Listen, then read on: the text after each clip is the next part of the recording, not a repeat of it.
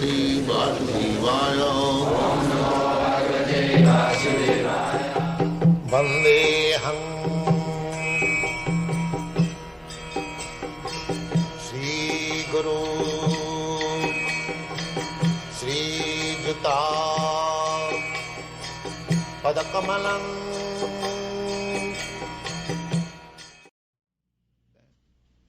Activities. What is recreation for the Krishna conscious person? Recreation? Yes. Dancing. Come on, dance with us. Is it not recreation? And when you get tired, take prasadam. Do you want more recreation than this? What is your answer? Is it not recreation? Yes, I think it's difficult for someone who comes from... Why difficult? Dancing is difficult? Chant and dance? It's easier for a devotee who lives in the temple. As you can come, anyone can come, everyone is welcome. We don't charge anything for this dancing. You go to ball dance and so many other dances, you pay for it. But we don't charge. We simply, these students simply beg something because we have to maintain. We don't charge anything. So if you simply come and dance and for recreation, it is very nice. Everything is there in Krishna consciousness. We want music, there is music. We want dancing, there is dancing. You can bring nice musical instruments, you can join. We distribute nice palatable dishes. So, practically this is a system of recreation only.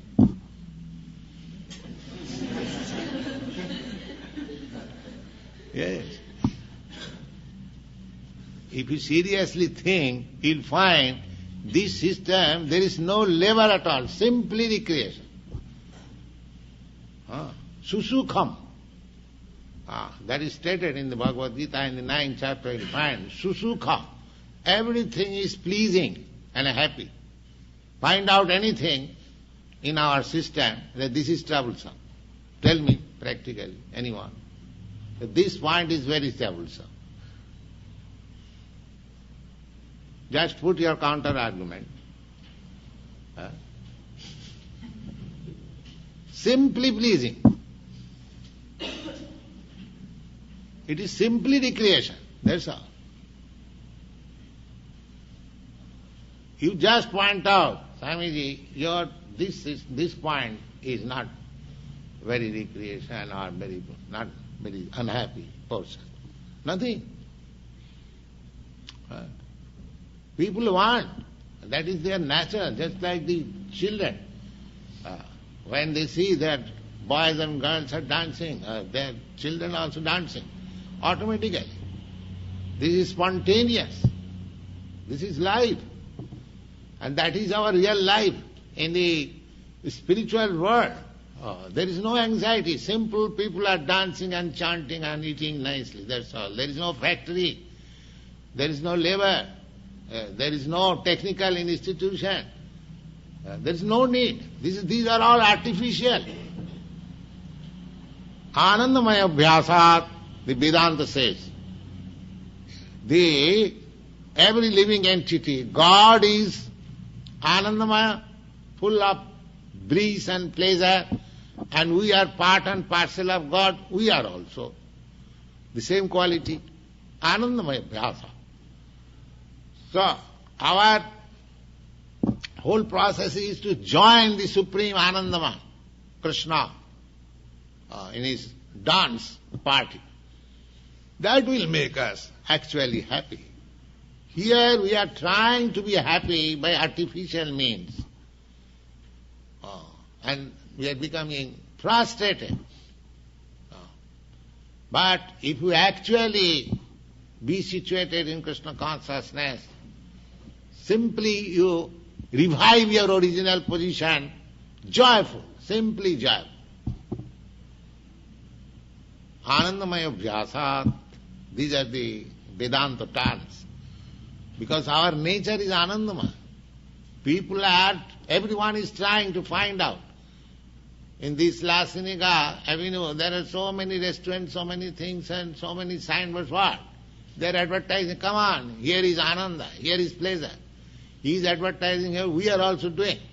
Like that, here is Ananda. So everyone is searching after Ananda, pleasure. But there is different standard of pleasure.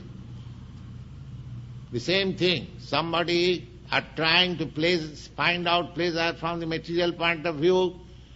Somebody is trying to find pleasure from speculation, philosophy, poetry, or art. And somebody is trying to find out pleasure in the transcendental stage. Everyone is trying to find out pleasure. That is our business only. Why you are working so hard day and night? Because you know at night I shall mix with that girl, or I shall mix with my wife, or I shall enjoy. Everyone is accepting all kinds of trouble to find out that pleasure. Pleasure is the ultimate goal. But we do not know where is the pleasure. That is the illusion. Real pleasure is in the transcendental form with Krishna. You'll find Krishna always jolly. There are so many pictures you see. And if you join, you become jolly. That's all. Have you seen any picture Krishna is working with machine? A huge machine?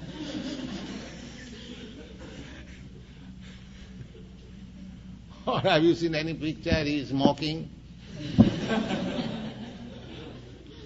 By nature, pleasure, you see.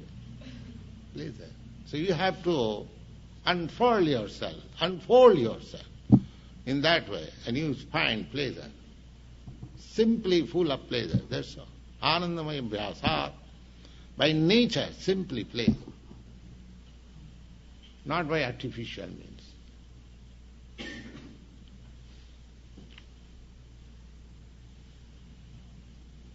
Ananda Chinmaya Rasa Pratibhavita. In the Brahma Samhita I find. Ananda Chinmaya Rasa Pratibhavita Stabhi Jiva Nijarupa Taya Kalabhi Goloka Iva Nivasatya Khilatma Bhuto Govindamadi Purusham Tamahang Bhajami. Ananda Chinmaya Rasa. Rasa means the taste, the mellow. Just like we try to taste a sweet meat, a sweet candy, or anything. Why? Because there is a very nice taste. So everyone is trying to have some taste from everything. We want to enjoy sex life. There is some taste. So that is called adi, taste. So there are so many tastes. Yet in the Brahma Samhita, Ananda Chinmaya Rasa. That taste, material taste, you may taste it, but it will be finished immediately. Immediately, finished. I say a few minutes. Suppose you have got very nice sweet meat. You taste it. You get, it is very nice. Or take another. Or like, and another, no, I don't want. Finished. You see? So material taste is finishable. It is not unlimited. But real taste is unlimited. If you taste one, then you cannot forget. It will go on, increasing. Anandamudi Baddhanam. Chaitanya Mahaprabhu says that this taste is simply increasing. It is, although it is ocean like, great, still it is increasing. Here you have seen ocean, it is limited. Your Pacific Ocean is tossing, but it is not increasing. If it increases, then it is havoc. You see? But by nature's law, by God's order, it does not come beyond its limit.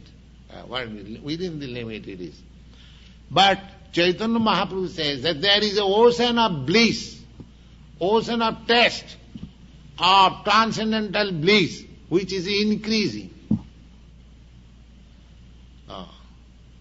Anandamudi vardhanam, pratipadam purnamita swadanam, sarvatma savanam parang vijayati Sri Krishna Sankirtanam. You will get by this chanting Hare Krishna, your pleasure potency increasing more and more, more and more.